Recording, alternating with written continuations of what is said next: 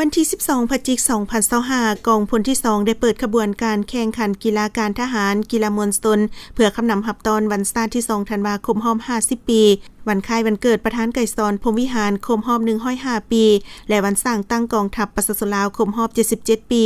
โดยการเป็นประธานของสหายพันเอกสอนเพชรจันทร์สมหัวหน้าการทหารกองพลที่ 2 มีบรรดาสหายคณะห้องแผนกการคณะพักคณะบรรษากรมกองตลอดฮอดนักกีฬาเข้าร่วม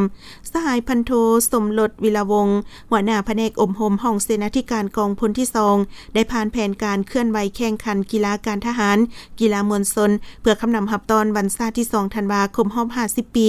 วันคล้ายวันเกิดประธานไกรสอนพรหมวิหารครบรอบ 105 ปีและวันสร้างตั้งกองทัพประชาชนลาวครบรอบ 77 ปีให้มีขบวนการฟดฟื้นและมีความเบิกบานม่วนซื่นเพื่อแนใส่กวดกาความสามารถกำลังแห่งกายของนายและพลทหารสร้างความสามัคคีระหว่างองค์การกรมกองบ้านโรงเรียนอ้อมข้างกองพลเพื่อแลกเปลี่ยนบทเรียนซึ่งกันและกันพร้อมกันพัฒนากีฬาแต่ละทีมให้ดีขึ้น